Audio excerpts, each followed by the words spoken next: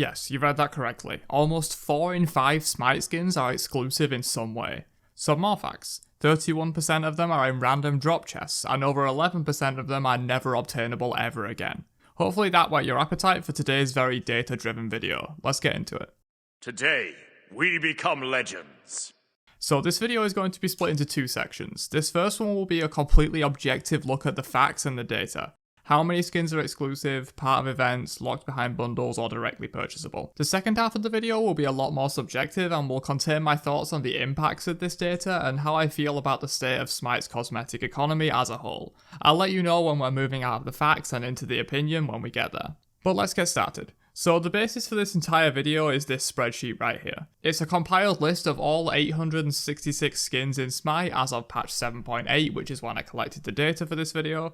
This is manually collected data for over 800 different skins, detailing the type of skin, the acquisition method, and the price. This took maybe a dozen hours, if not more, in just data collection alone, so if you wouldn't mind dropping a like and sharing this with your friends, I'd appreciate it greatly. Also, a quick disclaimer, this data does not include recolors or mastery skins, aka gold, legendary, diamond. This is just non-favor skins. Alright, so with all that preamble, let's jump into the numbers. This is all skins in the game ordered by skin type. As you can see, 67.3% of all skins are classed as exclusive. This is a smaller number than the 79% in the title, and that's because I class limited and unlimited skins as exclusive as well, since they're basically exclusive skins on steroids. If you add up all 3 of those categories, it comes to 79%. I put out a poll before releasing this video, and you guys were surprisingly accurate with your guesses on how many skins were exclusive. 56% of you guessed in the correct range of 70 to 90% of skins being exclusive, so well done for that one. Just over 20% of skins in the game are actually directly purchasable, which once again this data is just gem skins. The favour skins like recolors and mastery skins aren't featured in this dataset. This number seems very low, but to be honest it's higher than I thought it would be. Though I think that's mostly carried by older skins, since a lot of skins released prior to 2015 were direct purchase. I think if you took a sample of skins from a more recent year like 2018 or 2019, we'd see a much lower percentage of direct purchase skins. Maybe something more like 5 to 10% of all skins being direct purchase, but this data looks at all skins, and for that we get a result of just over 20%. These skins of course vary in cost from 250 gems up to around 750. But let's break this data down even further by acquisition type. We can see from this that by far the most common acquisition method for skins in Smite is via chests, with 269 skins, or just over 31% of all skins, being locked behind chests as their only method of getting them. The next most common is direct purchase, which once again is likely boosted by older skins and wouldn't be this high if you took a more recent sample of skins, but direct purchase accounts for only 17.3% of skins here. If you're wondering why there's a difference between direct purchase and standard skins from the earlier thing, that's because some of the event skins are listed as standard when really they should be exclusive because they aren't directly purchasable anymore once the event ends. But I recorded them as standard anyway, so that's why the standard number is higher than the direct purchase number. The next most common is event skins, about 1% lower than direct purchase. Event skins were directly purchasable during their respective event, but are now exclusive and only available through chest rolls at certain times. Bundles and bonus rewards round out the top 5 with 11.1% and 8% respectively. Then there's pass/ticket skins, external promotion skins, gold vault skins, other and tier 5 skins with 7.9%, 4.7%, 1.4%, 1.3% and 0.9% respectively. So if we take the direct purchase number from here, the number of exclusive skins is even higher at 82.7% once we take out the event skins that say standard but really should be exclusive. And a few interesting quickfire facts I learnt from gathering this data before we move on to the opinion section. Neith has the most total skins in the entire game with 17. Once again, this is not including recolors or mastery skins. With those included, she has 21 skins. She also has the most bundle skins with 4. Nuar has the most chest skins with 7. Thor has the most direct purchase skins with 4. Back to Neith, who has the most event skins with 5. Ymir has the most external promotion skins with 4, and Nemesis and Thor share the top spot for the most pass/ticket skins with 4 as well. Neith once again has the most exclusive skins with a whopping 14, that's 82% of her skins that are exclusive in some way. And finally, with 111 gods and 866 skins, that's an average of 7.8 skins per god, not including recolors and mastery skins. So if your main has less than 8 skins, they have a below average amount, and you can officially cry to the high-res design team on Twitter about it. Enjoy. Alright, so let's move into the more opinionated portion of this video. I will of course be still referencing the facts to support my positions, but for the most part from this point on, it's my opinion and what I think should happen. So my first point is an obvious one. 4 in 5 skins being exclusive is far too many. I've been playing long enough to have been around when exclusive skins weren't the norm and were just being introduced and actually meant something. Believe it or not, there was a time when I was excited to see an exclusive skin because it meant I could have this cool thing that not everybody else could. However, when exclusive skins become the majority instead of the minority, they lose all their value. Now of course, Hi-Rez/Titanforge need to make money to pay employees and get fat bonuses for the execs at the company, that's understandable. The balance team, dev team, and all the other people that keep the core of the game of Smite functional and fun don't actually make any money. That's not to diminish their job, of course, no one would even play the game to buy the skins if they didn't make it fun, but ultimately it's the skins that make the money, playing the game itself costs nothing.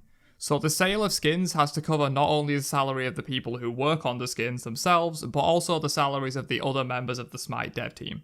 Long story short, they gotta make a lot of money from these things. And the art/design team have definitely stepped it up in recent years. Every skin they release nowadays is high quality, whereas a few years ago there were definitely some misses that they could have improved on.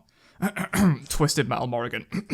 But I would rather pay 800 gems for a skin when past skins would have been 600 instead of having to fish my way through a chest of 300 garbage icons, loading frames, jump stamps and death marks just to get one skin I want. Which leads me on to my next point. Stop it with the fucking chests, Hi-Rez, please. Event exclusive skins that are direct purchased during the event but then become unavailable are okay in limited quantities. If you play the game, you can easily buy these skins during the event, and if you didn't play in the event, you'll just have to suck it up and wait for the next one to roll around. It's not ideal, but once again, it's far better than rolling a chest 5 times and still not getting what you wanted from it. The fact that 31% of skins force you to literally gamble with your money to get them is disgusting. Because that's what it is. Rolling a chest of 10 skins when you only care about 5 of them and not the other 5 is exactly the same as betting on black at the roulette table. Half the time you get screwed, half the time you win. It's glorified gambling and I hate it with every ounce of my soul. If you're going to do exclusive skins, do them via events, battle passes and limited time bundles, not chests. Hi-Rez, I think I speak for a lot of us when I say we'd be happy to buy into events and battle passes so long as we know what we're getting when we make the purchase and won't get completely screwed out of our money. In an ideal world, chests will be wiped from Smite entirely, but that's never going to happen. I would like for them at least to add back the choice of 3 system they implemented a short while back, where it gives you 3 choices from a chest roll, not just 1 at random. That way, in our 10 item chest where you want 5 of the items and don't want the other 5, your chances of getting a skin you actually want improves to 92% instead of just a 50-50 when you're given a random skin. They added that system into the Divine Uprising event though, which doesn't give me much hope for it coming back. That event was massively rebuked by the community for having not only chests, but chests that were locked behind a limited time event at the same time. They added in that pick from 3 mechanic to appease the furious player base, which is why I think it's unlikely to make a return, though it would be nice if it did. If they added this mechanic to every single chest in the game, I would be a lot less disgusted by chests, though like I said, I prefer if they were just gone entirely. I'm just trying to be pragmatic here. Another point I want to make about exclusive skins is that every god should have at least 1 directly purchasable skin before they are even considered for an exclusive skin. It's insane to me that there are quite a few gods in the game right now, like probably 20 plus gods, that have no skins you can just buy.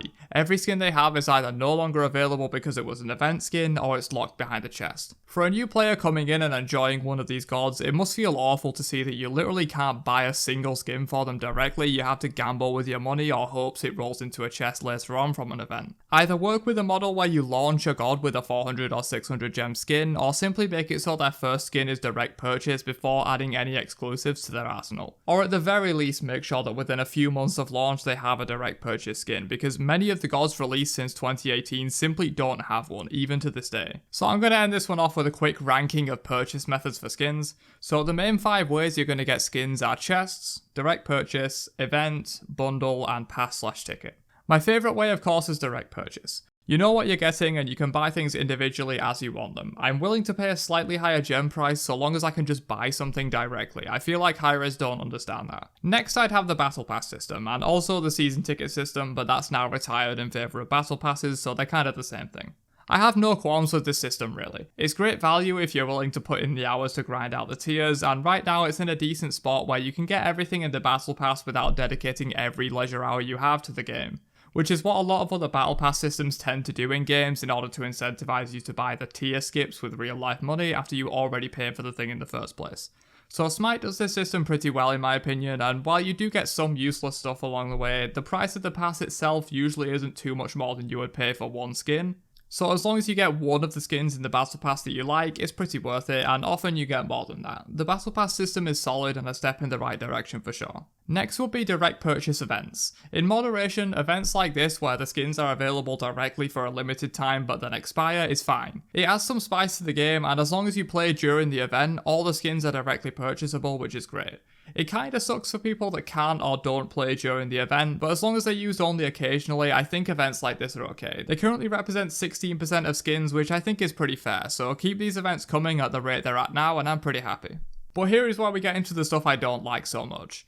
Bundles are next, which represent 11% of skins, which is way too much in my opinion. Bundles can be okay in very small numbers as special events, not a common occurrence. Bundles take a skin, add in some random emotes and jump stamps you don't care about and double the price. Sound familiar? Yeah, bundles are basically chests in disguise. Where a chest makes you buy multiple chests to get what you want, bundles force you to pay for extra cosmetics you didn't want. It's pretty much the same thing. A bundle that is fairly priced and includes relevant items that people actually want is okay in moderation. However, 11% of skins being in bundles is too many, and the bundles themselves are often subpar. Just jacking up the price of a skin by 400 gems and compensating you with a pointless deathmark or two that you don't care about and will almost never use or notice. However, at least you know what you're getting before you pay when it's a bundle, which brings me to chests. I'm not going to drone on here because I literally just explained why chests are a stain on the Smite monetization tablecloth about 2 minutes ago. Chests suck, don't buy them, and maybe high-res will learn. Speak with your wallets, not your keyboards and Twitter posts. But anyway, that's it for this video. If you watched till the end, then thank you. This video took a long time, mostly on mindless data collection for over 800 skins, so if you did enjoy this one, why not subscribe to the channel? I post Smite videos like this one 3 times a week on the channel, and I'm sure you'll like what I post if you watch this one all the way through. Leave your thoughts down below. I know this is a pretty hot topic within the Smite community, and it will be interesting to know your guys' thoughts on the matter down there. Catch you guys in another one later on. Have a great day, and peace out, you nerds.